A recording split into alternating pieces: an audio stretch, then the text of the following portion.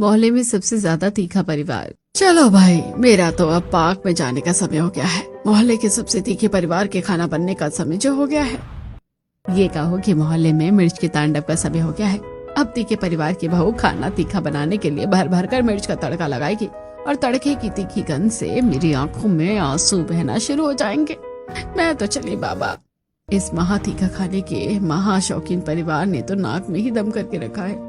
पता नहीं खाने में मिर्च का तड़का लगाते हैं या हमें टॉर्चर करते हैं। चीख चीख कर तो मेरी हालत ही खराब हो जाती है। मैंने तो बड़े बड़े तीखा खाने के शौकीन लोग देखे हैं, लेकिन इनके परिवार जैसा तीखा खाना तो कोई और खा ही नहीं सकता है। इनके यहाँ तो छोटे बच्चे से लेकर 80 साल के दादाजी तक सब दबा कर मिर्च खाते हैं। अरे लेकिन शौक से मिर्च खाए ना। मैं तो कहती हूँ टोकरी भर कर खाए, चाहे तो बोरी भर कर खाए, हमें क्या, लेकिन कम से कम खाना तो घर के अंदर बनाए। ये खुली छत पर इतनी मिर्ची वाला तीखा खाना बनाते हैं और पूरे मोहल्ले को परेशान कर देते हैं। हमारा घर तो बिल्कुल उनके घर से लगकर है बहन। सोचो हमारा क्या हाल होता होगा। हम लोग तो मिर्च की धांस के कारण 2 घंटे तक छींकते खांसते रहते हैं। कोई मेहमान आता है तो वो भी हैरान परेशान हो जाता है। इतना तीखा खाने का क्या ही जुनून है भाई। अब आप सोचेंगे कि ये लोग मोहल्ले के एक परिवार को तीखा खाने की वजह से कुछ ज्यादा ही ट्रोल कर रहे हैं। अब ये तो अपनी अपनी पसंद का मामला है भाई। कोई ज्यादा तीखा खाना पसंद करता है तो कोई कम, लेकिन ट्रोल करने का कारण ये है कि मिश्रा परिवार ज्यादा तीखा से भी कहीं ज्यादा तीखा खाना खाता है, जिससे पूरे मोहल्ले को परेशानी होती है। अब तो सब उन्हें मिश्रा सरनेम से कम और सबसे ज्यादा तीखा खाने वाले परिवार के नाम से ज्यादा जानने लगे हैं। कड़ी तो चिपक गई, अब बस ऊपर से हींग और हरी मिर्च का तड़का लगाना बाकी है। नमिता 25 से 30 हरी मिर्च काटती है, फिर गर्मा गर्म तेल में राई, जीरा, मेथी दाना, कड़ी पत्ता और हींग मिलाकर बने गरम तड़के में कटोरी भरकर कटी हुई हरी मिर्च डालकर जैसी कढ़ी में तड़का लगाती है, एक तीखी सी महक चारों ओर फैल जाती है। आज मेरे हिसाब से तो तड़का एकदम सही लगा है। अच्छे, अब फिर भी एक बार मम्मी जी को चखा देती हूँ। अच्छे। नमिता अपनी सास शोभा को आवाज देकर बुलाने ही वाली होती है कि उतनी देर में शोभा खुद ही छत पर आ जाती है। अच्छा है आप ही ऊपर आ गई मम्मी जी, मैं आपको बुलाने वाली थी। ये कड़ी चक्कर देखिए तो तीखा सही तो है ना। कड़ी के छौंक की झन्नाटेदार महक तो नीचे तक आ रही थी बहू, वही सुनकर तो मैं ऊपर आई थी। फिर भी दे चख लेती हूँ, तीखा कम हुआ तो सब ऊपर आकर खाएंगे। शोभा कटोरी में थोड़ी कढ़ी लेती है और चम्मच से चखती है। कढ़ी तो बहुत ही स्वादिष्ट बनी है बहू, लेकिन मुझे तीखा जरा कम लग रहा है। तू ऐसा कर, थोड़ी और हरी मिर्ची और लहसुन को पीसकर कढ़ी में मिला दे, या फिर चम्मच भरकर लाल मिर्च का पाउडर डालकर अच्छे से मिक्स कर लो और तीखा एकदम सही हो जाएगा। नमिता ऐसा ही करती है और अब परिवार के हिसाब से तीखी चटपटी कढ़ी बनकर तैयार हो जाती है। अगले दिन शोभा मोहल्ले की बाकी महिलाओं के साथ सब्जी वाले से सब्जियां खरीद रही होती है। भैया मुझे तो 1 किलो मटर दे दीजिए, अब तो अगले महीने से मटर बहुत महंगी हो जाएगी। अभी थोड़ी ठंड है तो अच्छी भी आ रही है। मुझे भी दे देना भैया। अरे देखो, तीखे परिवार की तीखा बोलने वाली सास आ रही है सब्जी लेने। शोभा को आता देखकर गायत्री तंज कसती है और वहाँ खड़ी सारी महिलाएं हंसती हैं। किस बात पर खिलखिला रही हो दोनों बहनों, मुझे भी बताओ। तुम्हारी ही बात कर रहे थे शोभा बहन। वैसे आज क्या लेने आई हो? हमने तो 1-1 किलो मटर खरीदी है, तुम तो 1 किलो मिर्ची खरीदोगी ना। 1 किलो मिर्च से शोभा बहन का क्या होगा? ये तो 2 ही दिन में खत्म हो जाएगी। हफ्ते भर के लिए कम से कम 5 किलो तो लगेगी। भैया आप तो शोभा बहन को अपने ठेले पर रख सारी की सारी हरी मिर्ची दे दो। आपके घर में भी कुछ पड़ी होगी तो वो भी लेकर आ जाओ, शोभा बहन सब खरीद लेगी आपसे। सबकी बातों को इतने देर से सब्र रखकर सुन रही शोभा का अब पारा चढ़ जाता है और वो सबको खरी खोटी सुना देती है। तुम लोग भी ना आजकल बहुत फ्री हो गई हो, बहू के भरोसे सब काम छोड़ देती हो और पूरे मोहल्ले में ऐसी फालतू बातें करती फिरती हो। तुम्हें हमसे मतलब क्या है? हम सब्जी खाएं या मिर्ची खाएं, तुम्हें क्या परेशानी है? आगे से अपने काम से काम रखना। अब अपने काम से काम ही रखती है शोभा बहन, लेकिन ये रोज तुम्हारे घर से जो मिर्चों की धांस और पूरे मोहल्ले में फैलती है ना, उससे पूरा मोहल्ला परेशान रहता है। उसके लिए हम कुछ कहेंगे भी नहीं क्या? और नहीं तो क्या, मेरे पति को अस्थमा की परेशानी है, उन्हें तो सांस लेना भी मुश्किल हो जाता है। पता नहीं कैसा अजीब सा शौक है तुम सबको। एक तो हद से ज्यादा तीखा खाना और ऊपर से छत पर खोले में खाना बनाना। अरे घर के अंदर मिर्चों की धांस से किसी को परेशानी ना हो इसलिए तो छत पर खाना बनाते हैं। हमारा भी कभी ख्याल रख लिया करो बहन, हम भी तो इंसान हैं। भाई घर हमारा, छत भी हमारी, तुम्हें क्या लेना देना है? हम तो खाना छत पर ही बनाएंगे। तुम्हें परेशानी है ना तो तुम ही खुद इसका उपाय ढूंढो। सब्जी वाली के पास महिलाओं से शोभा जी की अच्छी खासी बहस हो जाती है। वो घर पर भी गुस्से से तमतमाती ही आती हैं और सबसे कहती हैं, मोहल्ले की औरतों को तो बस यही काम रह गया है कि हमारे यहाँ क्या बन रहा है, कैसे बन रहा है और कहाँ बन रहा है। सबकी तकलीफ बस ही नहीं है। अरे हम तीखा खाने के शौकीन है तो इनको क्या तकलीफ है? मिश्रा परिवार अपने छोटे बेटे अनंत की शादी के लिए लड़की देख रहा था। एक दो जगह पर बात चलती भी है, लेकिन परिवार जब अपने तीखे खाने के शौक की बात करता है तो बात वहीं पर खत्म हो जाती है। एक दिन पंडित जी एक लड़की की पत्रिका लेकर घर आते हैं। लड़की तो बहुत ही सुंदर है पंडित जी, मेरे पोते के साथ जोड़ी भी खूब जमेगी इसकी। लेकिन आपने उन लोगों को हमारे तीखा खाने की आदत के बारे में तो बता दिया है ना। पहले 2 जगहों पर इसी वजह से बात नहीं बनी थी। हाँ पंडित जी, देखिए हमारे परिवार के सारे लोग तीखा खाने के कितने शौकीन हैं। हमारी बड़ी बहू ने तो एडजस्ट कर लिया, अब छोटी बहू तो आएगी तो वो खुद चाहे तीखा खाना खाना चाहे या ना, लेकिन उसे बाकी सबके लिए तो बनाना ही पड़ेगा। हाँ जी, मैंने उन्हें सब बता दिया है, उन्हें कोई परेशानी नहीं है। वो लोग आगे की बातें करने के इच्छुक हैं, तो आप दोनों परिवार भी एक बार आपस में मिलकर सारी बातें तय कर लीजिए। राधे राधे। पंडित जी के जाने के बाद पूरा परिवार आपस में सलाह मशवरा करता है और लड़की के परिवार वालों से मिलने जाने का दिन तय हो जाता है। 2 दिन बाद पूरा मिश्रा परिवार लड़की वालों के घर शर्मा मेंशन में जाता है। ये अच्छा है कि दोनों बच्चों की पत्रिका बहुत अच्छे से मिल गई है। दोनों बच्चों ने एक दूसरे को पसंद कर लिया है, तो अब हमें भी बिना देर किए आगे की सारी बातें तय कर लेनी चाहिए। सही कह रहे हैं भाई साहब, अच्छे कामों में यूं भी कभी देर नहीं करनी चाहिए। भाई संध्या जी, बात पक्की हो गई है तो सबका मुंह तो मीठा करवाइए। जी जी, मिठाई क्या, पूरा खाना ही तैयार है। आइए आप लोग खाना खा लीजिए। सब लोग खाना खाने के लिए बैठते हैं। टेबल पर खाने की बहुत सारी चीजें रखी होती हैं। 2 तरह की दाल, छोले पूड़ी, पराठे, शाही पनीर, भिंडी मसाला, सलाद, रायता, पुलाव, अचार, पापड़, खीर और गुलाब जामुन। आपने तो बहुत ही कुछ बना दिया है बहन जी, हम क्या क्या खाएंगे? अरे अब आप हमारे समधी बन गए हैं भाई। हमारी तरफ से आपकी आओ भगत में कोई कमी नहीं रहनी चाहिए। हमें पंडित जी ने बताया था कि आप लोग जरा तीखा खाना पसंद करते हैं, इसलिए पूरा खाना आपके हिसाब से बनाया है। आराम से खाइए। हम तो इससे भी ज्यादा तीखा खाना खाते हैं बेटा। खाने में जब तक मिर्च का तीखापन ना हो, खाना गले से नीचे नहीं उतरता है। राजेश के पिताजी हमारे साथ आए नहीं हैं, वरना उन्हें तो ये खाना बिल्कुल फीका लगता। हमारे यहाँ सब तीखा खाना ही पसंद करते हैं बहन जी। अब तो एकता बेटी को भी तीखा खाना खाने और बनाकर खिलाने की आदत डालनी होगी। जी जी बिल्कुल। वैसे हमारी बेटी 5 स्टार होटल में शेफ थी बहन जी, आपके हिसाब से खाना बनाना जल्दी से सीख जाएगी। सारी बातें तय करके मिश्रा परिवार खुशी खुशी घर वापस आता है। इधर एकता अपने माता पिता से इस रिश्ते के बारे में चर्चा करती है। मम्मी जी, पंडित जी ने बताया था कि ये परिवार तीखा खाने का शौकीन है, लेकिन इनकी बातों में तो ऐसा लग रहा था कि ये लोग सिर्फ और सिर्फ मिर्ची खाते हैं। मैं कैसे रह पाऊंगी वहाँ पर?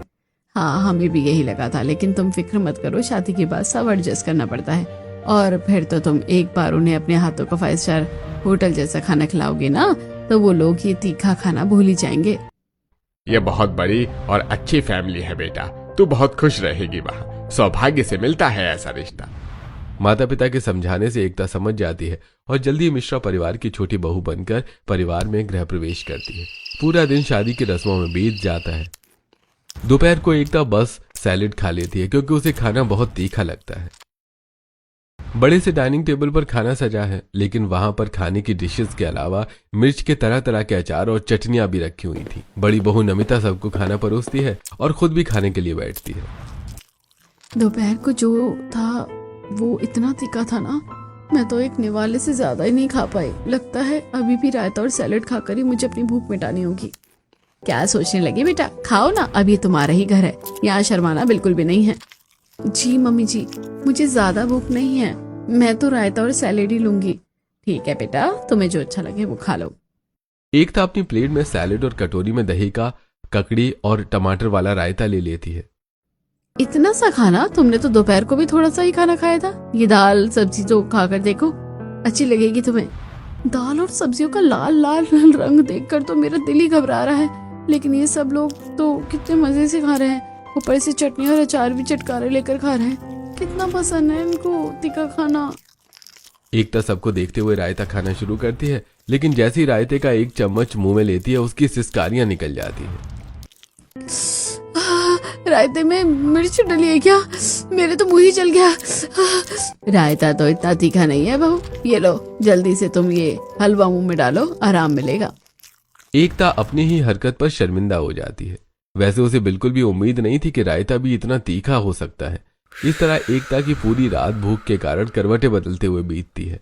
सुबह सुबह दरवाजे पर दस्तक से वो हड़बड़ाकर उठती है और दरवाजा खोलती है। तुम अभी तक सो रही हो? नहा धोकर जल्दी से नीचे आ जाओ, नाश्ता बस लगने ही वाला है। भाभी मैं कह रही थी कि आप प्लीज मुझे ये फीका खाना बनाकर दे सकती हैं क्या? कल दोनों समय खाना बहुत तीखा था ना, इसलिए मुझसे ठीक से नहीं खाया गया, लेकिन आज तो मुझे बहुत ज्यादा भूख लग रही है। हाँ हाँ बिल्कुल, तुम नीचे आ जाओ, मैं कुछ बनाती हूँ तुम्हारे लिए। वैसे भी आज ठंड थोड़ी ज्यादा है, ठंड में भूख तो और भी ज्यादा लगती है। एकता आनंद को भी उठाती है और खुद भी नहाने चली जाती है। नहाकर बाहर आते ही वो ठंड से कांपने लगती है। मैं तो गीजर ऑन करना भूल गई थी, ठंडे पानी से नहाकर तो मुझे नहीं याद आ गई। आओ भाऊ, ये तुम्हारी जेठानी ने तुम्हारे लिए कम मिर्च वाला उपमा बनाया है, तुम इसे खा लो, लेकिन जल्दी ही तीखा खाना खाने की आदत डाल लो तुम भी। लेकिन उपमा में मिर्च तो कम थी, लेकिन उतनी भी कम नहीं जितनी एकता खाती थी। वो फिर से सी करके उठती है, उसकी आंखें भी लाल हो जाती हैं। ये फीका उपमा है तो तीखा कैसे कहेंगे? लेकिन चुपचाप खाने में ही भलाई है, पेट तो भरना ही है, और उपमा को तीखा कहकर नमिता भाभी की नाराजगी भी नहीं झेलनी है। नमिता चुपचाप उपमा खा लेती है और साथ में पानी के 2 गिलास भी खाली कर देती है। दोपहर के खाने में भी उसे फीके खाने के नाम पर थोड़ा तीखा खाना ही मिलता है। एकता अपने कमरे में जाकर सोचती है, इन लोगों को इतना तीखा खाना बिल्कुल भी नहीं खाना चाहिए। एक लिमिट में ठीक है, लेकिन उससे ज्यादा तीखा खाने से आगे सबको कितनी परेशानी होगी। मैं आनंद से इस बारे में बात करूंगी। अगले दिन अच्छा मौका देखकर अनंत से कहती है, आनंद जी, घर में सबको इतना तीखा खाना नहीं खाना चाहिए। इतना ज्यादा तीखा खाने से आप लोग रोज कितनी तकलीफों से 2-4 होते होंगे और घरेलू उपाय करके टेम्परेरी सॉल्यूशन कर लेते होंगे। आगे जाकर तो प्रॉब्लम होती होगी ना। अरे तुम चिंता मत करो डियर। हम सब पैदा हुए हैं तब से तीखा खाना ही खाते आ रहे हैं, और फिर पेट दर्द, एसिडिटी तो नॉर्मल सी बात है, किसी को भी हो सकती है। तुम अपना खाना अलग निकाल लिया करो ना। हाँ, लगता नहीं ये लोग आसानी से बदलेंगे। मैं ही अपना खाना अलग ही बना लिया करूंगी। 2 दिन बाद एकता की पहली रसोई की रस्म होती है। एकता को पूरे घर वालों के लिए खाना बनाने के लिए कहा जाता है। नमिता एकता को छत पर बने रसोई घर में लेकर जाती है। एकता, अब ये किचन हम दोनों का है, अब हमें मिलजुल कर इसे चलाना है। आज तो तुम्हारी पहली रसोई की रस्म है ना, तो कल से कभी तुम सुबह और कभी मैं शाम, कभी तुम शाम को और मैं सुबह, ऐसा करके खाना बनाएंगे। हाँ भाभी, सही कह रही हो आप। मुझे बस अब मसाले बता दीजिए कहाँ रखे हैं, फिर मैं अपने आप बना दूंगी। लेकिन भाभी, इस तरह खुले में खाना बनाना कितना अजीब लगता है। नीचे इतना बड़ा किचन होने के बावजूद भी ऐसा क्यों करते हो? यहाँ इतना तीखा धुआंधार खाना नीचे बनाएंगे ना तो पूरे घर में मिर्च का धुआं फैल जाएगा और सबको सफोकेशन होने लगेगा। इसलिए यहाँ पर छत में खुले में खाना बनाना पड़ता है। एकता को मसाले और बाकी चीजों की जगह बताकर नमिता खुश होकर नीचे अपने कमरे में आ जाती है। ऐसा लग रहा है कि इस मीठी मीठी सी ठंड में रजाई ओढ़कर सो जाऊं। वैसे सो तो सकती हूँ, आज तो खाना बनाने की छुट्टी है मेरी। नमिता सच में रजाई तानकर सो जाती है। थोड़ी देर बाद एकता उसके कमरे के दरवाजे पर दस्तक देती है। भाभी, खाना देख लीजिए एक बार, सही बना है कि नहीं। आती हूँ। नमिता साड़ी ठीक करके और बाल बनाकर उस पर किचन में आती है। नमिता साड़ी ठीक करके और बाल बनाकर ऊपर किचन में आती है। एकता उसे एक एक चीज दिखाती है। खाना तो बहुत ही फैंसी दिखाई दे रहा है एकता। वाह, सजावट भी बिल्कुल बड़े 5 स्टार होटल जैसी लगाई है तुमने। टेस्ट में भी 100% परफेक्ट ही होगा। मैं अभी चेक कर देखती हूँ, सरप्राइज नहीं रहेगा। चलो, इतने अच्छे खाने को नीचे टेबल पर अच्छे से सजाते हैं। नमिता और एकता सारा खाना लेकर नीचे आती हैं और एकता पूरे मन से टेबल को बिल्कुल 5 स्टार होटल के टेबल की तरह सजाती है। वाह, आज तो ऐसा लग रहा है जैसे मैं किसी 5 स्टार होटल में आ गई हूँ। वाह भाई वाह, बहू ने तो कितनी सारी चीजें बना डाली। दिखने में ही इतनी सुंदर है, खाने में तो मजा ही आ जाएगा। अंगूरी रबड़ी भी है भैया, ये है सैलड, तो देखिए कितने फैंसी लग रहे हैं। आज तो मजा ही आ जाएगा। ये कितनी अच्छी अच्छी डिशेस बनाई है तुमने एकता। पालक पनीर, वेज कोफ्ता, करी, दाल मखनी, हरा भरा कबाब, पनीर टिक्का मसाला, पुलाव, वाह वाह वाह वाह वाह। खाना और उसका डेकोरेशन देखकर सबको जितना आनंद आता है उतना आनंद खाने में नहीं आ पाता है, क्योंकि खाना बिल्कुल कम मिर्च मसालों का और हल्का सा मिठास लिए हुए था। अरे ये तो बहुत फीका खाना बनाया है बहू, मिर्च तो नाम मात्र के लिए भी नहीं है। अरे नमिता बहू, तू तो मेरे लिए सिलबट्टे पर पिसी तीखी चटनी बना कर ले आ, जरा इस फीके खाने के साथ खाकर थोड़ा अच्छा लगेगा। सही है, बिल्कुल भी मिर्च नहीं है इसमें। मिर्च के अचार के साथ खाकर भी तीखापन नहीं आ रहा। तुम तो तीखी चटनी ही पीस कर ले आओ बहू। नमिता बेमन से उठती है और ऊपर छत पर जाती है। उसके पीछे एकता भी चली आती है। तुमने 5 स्टार होटल जैसा खाना तो बना दिया, मगर तीखा तो घर वालों के हिसाब से ही डालना चाहिए था ना। अब देखो तुम्हें अपना खाना छोड़कर ये चटनी पीसनी पड़ रही है। सॉरी भाभी, मैंने मिर्च थोड़ी ज्यादा ही डाली थी, मगर फिर भी इतना तीखा नहीं बन पाया जितना सबको पसंद है। शाम को कुछ तीखा ही बनाऊंगी। नमिता सबके लिए ढेर सारी हरी मिर्च को पीसकर तीखी चटनी बनाकर तैयार करती है और लाकर सबको देती है। अरे अब आया असली स्वाद। सब लोग तीखी चटनी मिला मिलाकर खाना खाते हैं। उस दिन मोहल्ले के लोगों को बहुत आश्चर्य होता है। आज तो मोहल्ले में बड़ी शांति है। क्या बात है, आज तड़के की तीखी गंध हमें परेशान नहीं कर रही। लगता है कि शोभा की छोटी बहू सबको ढंग का खाना खाने की आदत डलवा रही है। 5 स्टार होटल में शेफ जो थी, भगवान करे कि इनके यहाँ रोज रोज छोटी बहू ही खाना बनाए। शाम को सबसे पूछकर एकता वेज बिरयानी और रायता का मेन्यू रखती है। साथ में सलाद और पापड़ तो रहता ही है। एकता कोशिश करके थोड़ी ज्यादा मिर्च डालती है। कैसी बनी है बिरयानी, प्लीज खाकर तो बताइए। सच कहूं तो जितनी सुंदर दिखाई दे रही है उतनी स्वादिष्ट नहीं बनी है।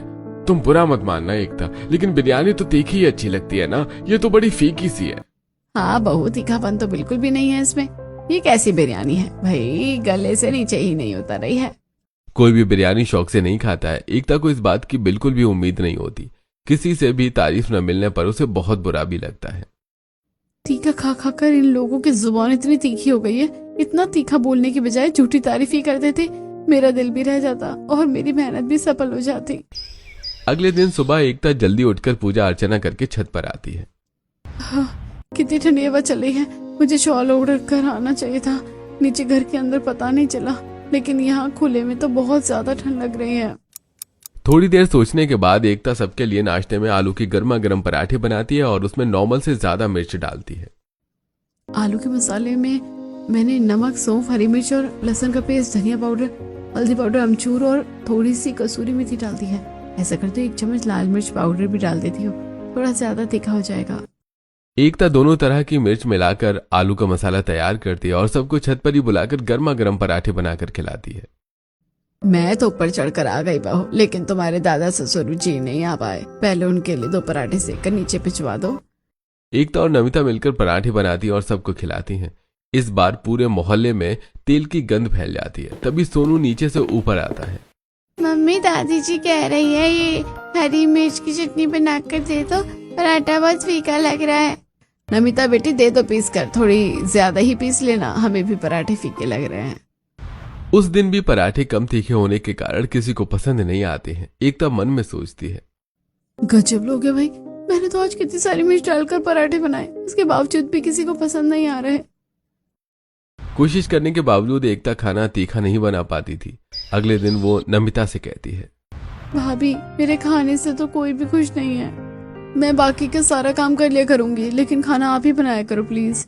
इस घर में बाकी सभी कामों के लिए मेड है एकता, एक खाना बनाने का ही तो काम है, और वो भी मैं अकेली करूं। तुम सीख जाओ ना, करना ही क्या है, भर भर कर मिर्च डालकर तीखा खाना तो बनाना है।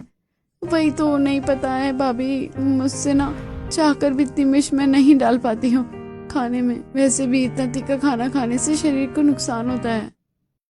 खाने का सिलसिला ऐसे ही चलता रहता है। जिस दिन नमिता खाना बनाती सब खुश होकर खाते हैं। कुछ दिन बाद नमिता सरसों के तेल में ढेर सारी सूखी लाल मिर्च और उतनी हरी मिर्च का तड़का लगाती है। अच्छे, इनके यहाँ का ड्रामा तो खत्म होने का नाम ही नहीं लेता। आज तो पूरे मोहल्ले में सरसों के तेल में मिर्च की तीखी ढांस चली गई। सांस लेना दूभर हो रहा है। अरे हम पर क्या बीतती है वो देखो, हम तो इनके पड़ोसी बनकर पछता रहे हैं। कभी पकोड़े तो कभी कचौड़ियाँ, कभी समोसे। पूरा समय मिर्च मसाले और तीखी खाने की तेज गंध फैली रहती है। एक तो एकता भी तीखा ही खाना खाने लग जाती है, लेकिन दिल से वो ऐसा करना नहीं चाहती थी। एक दिन घर में सोनू की बर्थडे पार्टी होती है जिसमें छोटे बच्चों को बुलाया जाता है। भाभी आज का खाना थोड़ा कम तीखा ही बनाना, बच्चे हैं ना इसलिए। शाम को खूब अच्छी पार्टी होती है। नंदिनी सभी बच्चों को तरह तरह के गेम्स खिलाती है और उन्हें डांस करवाती है। चलो बच्चों, अब खाना खाने का समय है। आप सबके लिए आपकी फेवरेट चीजें बनाइए, नूडल्स, पास्ता, बर्गर, मोमोज। चलो जल्दी से आ जाओ। नमिता बच्चों के लिए कम तीखा खाना बनाती है, लेकिन फिर भी बच्चों के हिसाब से मिर्च थोड़ी ज्यादा ही हो जाती है। बच्चे खुश होकर खा लेते हैं, लेकिन घर आते ही उन्हें पेट दर्द की शिकायत हो जाती है। अगले दिन सुबह एकता और शोभा बाजार जाने के लिए निकलती हैं, तो रास्ते में गायत्री उन्हें कहती हैं, कल तो तुम लोगों ने हद ही पार कर दी। बच्चों को कोई तीखा खाना खिलाता है? भला बताओ। सभी बच्चों को घर जाकर कितनी परेशानी हुई थी। मेरे पोतों को तो हमें डॉक्टर के पास लेकर जाना पड़ा था। इतना था तो भेजना नहीं था ना हमारे यहाँ। तुम्हें तो पता है ना कि हम कितना तीखा खाते हैं। हमने कोई जबरदस्ती की थी क्या तुमसे बच्चे को भेजने की? चलो हटो रास्ते से। तुम फ्री हो तो सभी को फ्री समझती हो क्या? मैं तुमसे अच्छे से बात कर रही हूँ और तुम ऐसे बोल रही हो। सच में तीखा खाना खाने का असर तुम्हारी जुबान पर भी साफ दिख रहा है। अपनी गलती न मानकर उल्टा गायत्री को ही दो बातें सुनाकर शोभा एकता का हाथ पकड़कर आगे बढ़ जाती है। मम्मी जी, हमारी गलती होने के बावजूद भी आपने उन्हें ही इतना सुना दिया। अरे तुम इन लोगों को नहीं जानती बहू, इन लोगों से ऐसी ही बात करनी चाहिए। शोभा और एकता दोनों बाजार से खूब सारी हरी मिर्च खरीद कर ले आती हैं। नमिता बहू, ये मैं हरी मिर्च लाई हूँ। तुम और एकता बहू मिलकर इसे धोकर अच्छी तरह साफ करके कपड़े से पोंछ कर सुखा लो और ऊपर छत पर ले जाकर सुखा दो। ठीक है मम्मी जी। दोनों मिर्च को धोकर पोंछते हैं। कितनी तीखी वाली हरी मिर्ची है और ये मेरे हाथों में तो जलन हो रही है। ये तो कुछ भी नहीं है। जब इन्हें सुखाकर पीसना पड़ेगा ना, तब देखना क्या हाल होता है। दोनों छत पर एक बड़ा सा साफ कपड़ा बिछाकर उस पर सारी मिर्च को फैलाती हैं। पड़ोस की छत पर खड़ी रमा उन दोनों को देखकर हंसती है और ताना मारते हुए कहती है, लगे रहो दोनों। आजकल जहाँ सारा जमाना रेडीमेड मिर्च का पाउडर खरीद रहा है, वहीं पर तुम्हारी सास अभी भी पुराने जमाने से जी रही है। तीखा खाने का ऐसा क्या ही वो सवार है तुम सबको। नमिता और एकता रमा के तंज पर चुपी रहती हैं। 5 दिन तक कड़क धूप में छत पर फैलाकर रखी सारी हरी मिर्च अब सूख कर लाल हो जाती है। चलो भाई, सूख गई हरी मिर्च। अब ऐसा करना है कि तुम दोनों बारी बारी से उसे ओखली में कूट लेना। ओखली छत पर ही रखी है। शोभा के वहां से जाने के बाद एकता घबरा कर कहती है, भाभी, मिर्चों की ओखली में कूटना तो मुझसे बिल्कुल भी नहीं हो पाएगा। मैं नहीं करूंगी। मुझे तो मिर्च से जल्दी प्रॉब्लम हो जाती है। तुम तो हर बात में पीछे हटने की कोशिश करती हो भाई। मैं कौन सी दादी अम्मा हूँ जो अब सहन कर लूंगी? मुझे भी तकलीफ होती है। ये तुम्हारी तरह मैं रोती रहती नहीं हूँ। और सुन लो, मैं अकेले नहीं करने वाली हूँ। तुम करोगी तो मैं करूंगी, वरना मैं भी मम्मी जी को मना कर दूंगी। अब एकता को मन को मजबूत करके मिर्चों को कूटने का काम करना ही पड़ता है। दोनों मुंह पर कपड़ा बांधकर मिर्चों को ओखली में कूटती हैं। नमिता किसी काम से नीचे जाती है और उसी समय रमा अपनी छत पर आती है। अरे अरे, ये क्या भाई, बेचारी नई बहू को किस किस काम में लगा दिया। तीखा खाने का शौक इतना भी अच्छा नहीं है कि बेचारी छोटी सी जान अकेले को ऐसे ही काम करना पड़े। एकता मुंह की पट्टी हटाना नहीं चाहती थी, इसलिए वो कुछ नहीं कहती है। मिर्च को कूटने से एकता और नमिता के हाथ लाल हो जाते हैं। उसी दिन शाम को एकता के मम्मी पापा उससे मिलने आते हैं और उसकी मम्मी की नजर उसके हाथों पर पड़ती है। ये तुम्हारे हाथ इतने लाल कैसे हो गए? एकता उसे धीरे से कारण बताती है। तीखा खाने का इतना पागलपन है कि मिर्ची भी घर की कुटी हुई होनी चाहिए। तुम अपना ध्यान रखना। ना तो बताना, फिर भी मैं तुमसे बात करती हूँ। एक दिन मोहल्ले के ही एक परिवार में मुंडन का प्रोग्राम होता है। वो लोग मिश्रा परिवार को छोड़कर पूरे मोहल्ले को इनवाइट करते हैं। मम्मी जी, गुप्ता जी के यहाँ सबको बुलाया है, लेकिन अकेले हमें छोड़ दिया। पड़ोस की रमा कह रही थी कि तुम लोगों को दूसरे के घर का खाना फीका और अच्छा नहीं लगता ना, इसलिए तुम्हें बुलाया नहीं है। ये क्या बात हुई भला? हमारे घर की शादी में तो उनका पूरा गुप्ता खानदान उमड़ पड़ा था।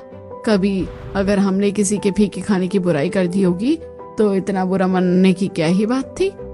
वो लोग भी तो हमारे तीखे खाने पर तंज कसते नहीं थकते हैं। कुछ दिन बाद शोभा की चचेरी नंद सुधा अपने पति और बहू बेटा के साथ उनके यहाँ आती है। नमिता, एकता, आज हमारे यहाँ तुम्हारी बुआ सास आ रही है परिवार के साथ। वो लोग भी हमारी तरह बहुत तीखा चटपटा खाना खाते हैं। आज दोनों मिलकर अच्छा सा खाना बना लेना। एकता और नमिता तीखा चटपटा खाना बनाकर मेहमानों के आने का इंतजार करती हैं। कितना तीखा खाना है भाई। मोहन, गीता, तुम दोनों तो खाकर भी मत देखना, हद से ज्यादा तीखा बना है। तुम तो हमसे भी ज्यादा तीखा खाना खाने की इतनी बड़ी दीवानी थी सुधा, आज तुम्हें ये खाना इतना तीखा लग रहा है। तीखा खाने की दीवानी थी शोभा, मगर अब नहीं हूँ। अब तो स्वास्थ्य से बढ़कर सेहत है भाई। डॉक्टर ने तो साफ कह दिया था कि अगर तीखा बंद नहीं करोगी तो समय से पहले ही मर जाओगी। मैंने तो अपने साथ साथ पूरे परिवार का तीखा खाना ही बंद करवा दिया। आप लोग भी मिर्ची कम कर दो। सुधा और उसका परिवार बिना कुछ खाए लौट जाता है, लेकिन एकता के मन में एक टीस छोड़ जाता है। सुधा के कहने पर भी शोभा न तो खुद मिर्च खाना कम करती है और ना ही परिवार में कोई और। इसी तरह एक दिन प्रशांत का बॉस उसे कहता है, प्रशांत, कंग्रेचुलेशंस, तुम्हें प्रमोशन दिया जाता है और पार्टी तो बनती है। हाँ, अच्छा, कल मेरा एक कजिन रोनित तुम्हारे घर आना चाहता है। उसे एक बड़ी फैमिली देखने का बहुत शौक है। Thank you sir. वैसे परसों मैंने घर पर प्रमोशन की पार्टी रखी है, आप जरूर आइएगा। कल आप अपने भाई रोनित को भेज दीजिएगा, हम उनका अच्छे से वेलकम करेंगे। अगले दिन रोनित मिश्रा जी के यहाँ आता है और सबसे खूब अच्छे से बात करता है। खाने के समय एक बार कहते ही रोनित सबके साथ खाना खाने के लिए बैठ जाता है, लेकिन खाना उसे बेहद तीखा लगता है। तो एकता झट से अपने लिए बना फीका खाना उसे सर्व करती है। अगले दिन ऑफिस में, प्रशांत, कल तुम्हारे यहाँ रोनित ने बस 2 बाइट खाना खाया और उसका पेट खराब हो गया। वो कह रहा था कि खाना बहुत तीखा बना था। आज तो ऐसा खाना नहीं खिलाओगे ना? अरे नहीं सर, बिल्कुल नहीं, आप आइए तो सही।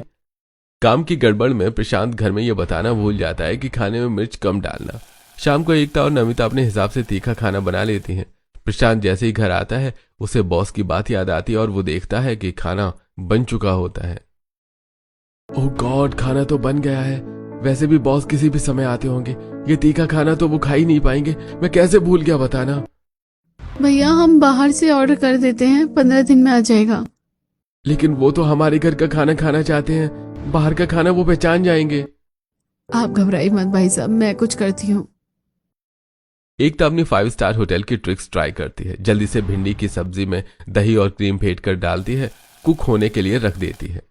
दाल मखनी में खूब सारा बटर, मलाई और दूध डालकर कम आंच पर छोड़ देती है। इसी तरह छोलों में मैश किया हुआ आलू और भुना हुआ बेसन मिलाकर पानी डालती है। इस तरह चीजों में तीखापन बैलेंस हो जाता है। आज तो तूने हमारी इज्जत बचा ली। प्रशांत अपने बॉस के सामने कितना शर्मिंदा हो जाता वरना। पूरा परिवार एकता की समझदारी की तारीफ करता है, लेकिन फिर भी कम तीखा खाने का महत्व नहीं समझता है। बुआ जी की बात सुनने के बाद तो एकता की फिक्र और भी बढ़ जाती है। मुझे कुछ तो करना ही पड़ेगा। अब ये लोग समझाने से तो समझ नहीं रहे, मुझे कोई तिकड़म लगानी होगी। एकता के दिमाग में एक आइडिया आता है और वो उस पर चलने लगती है। वो चुपचाप शोभा के खाने में थोड़ा सा जमाल गोटा मिलाती है, जिससे उसे लूज मोशन होते हैं। हाय, मैंने तो ऐसा अलग कुछ नहीं खाया, फिर भी मुझे क्यों तकलीफ हो रही है। जमाल गोटा का असर 3 दिन तक रहता है। शोभा लूज मोशन और कमजोरी से बहुत ज्यादा परेशान हो जाती है। मम्मी जी, मुझे लगता है कि अब हमें देर ना करके डॉक्टर को दिखा देना चाहिए। मेरी पहचान के एक अच्छे डॉक्टर है, मैं पास में ही आपको लेकर चलती हूँ। डॉक्टर एकता की पहचान का होता है। एकता उन्हें अकेले में सारी सिचुएशन समझाती है। मुझे अपने परिवार की बहुत चिंता है। अंकल, इन्हें हद से ज्यादा तीखा और चटपटा खाने का बहुत ही बुरी आदत है, जो छूटने का नाम ही नहीं ले रही। मुझे और कोई रास्ता नजर नहीं आया तो मैं मजबूरी में अपनी सास के खाने में थोड़ा सा जमाल गोटा मिला दी थी। तुम अच्छा सोच रही हो एकता, लेकिन तुम्हें ऐसा नहीं करना चाहिए था। खैर, तुम्हारा मकसद सही था तो सब माफ है। हमारे यहाँ सब लोगों को तीखा खाने से तकलीफ होती है, और वो कभी चूरन तो कभी पेन किलर लेकर काम चला लेते हैं, लेकिन ये ठीक नहीं है ना। मैं आपसे एक रिक्वेस्ट करना चाहती हूँ। हाँ चलो। वो आप आज मेरी सास का चेकअप करेंगे तो उन्हें झूठ कहिएगा कि उन्हें बहुत बड़ी प्रॉब्लम हो गई है, जो तीखा खाना छोड़ने से ठीक हो जाएगी। डॉक्टर साहब का मन तो नहीं करता झूठ बोलने का, लेकिन ये एकता के पूरे परिवार का सवाल था, जो कि हद से ज्यादा तीखा खाना खाने के शौकीन थे और वो अपनी आदत छोड़ नहीं रहे थे। ठीक है, अंदर लेकर आओ सासू माँ को। डॉक्टर साहब शोभा का अच्छे से चेकअप करते हैं और उन्हें बाहर बैठने के लिए कहते हैं। लूज मोशन के लिए इतना सब क्यों कर रहे हो? कोई दवाई दे देते तो ठीक हो जाता। मम्मी जी कोई बात जरूर है, नहीं तो इतने टेस्ट नहीं होते। देखते हैं डॉक्टर साहब क्या कहते हैं।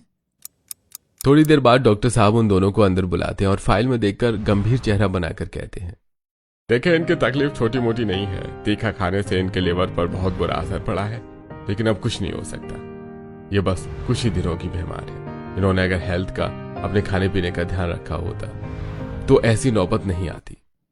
अब कुछ नहीं हो सकता क्या डॉक्टर साहब? मैं आज से ही तीखा खाना बंद कर दूंगी, घर में किसी को भी खाने नहीं दूंगी।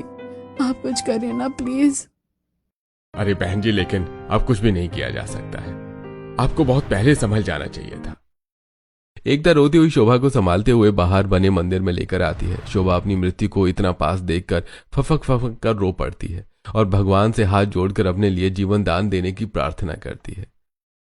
अब बहुत हो गया। मृत्यु की कल्पना से मम्मी जी की हालत खराब हो रही है। अब इन्हें सच बता देना चाहिए। एकता शोभा को नीचे बिठाकर उसे सब कुछ सच बता देती है। शोभा उस पर नाराज होने के बजाय उसे गले से लगा लेती है। बेटी, तूने मुझे साक्षात मृत्यु के दर्शन करवाकर मेरी आंखें खोल दी।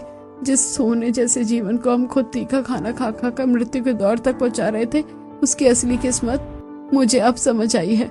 आज से सबका तीखा खाना बंद। मतलब अब हमें मोहल्ले का सबसे तीखा परिवार नहीं, बल्कि मोहल्ले का सबसे हेल्दी खाना खाने वाले परिवार के नाम से जाना जाएगा। हाँ बिल्कुल। दोनों सास बहू खुशी से घर लौटती हैं।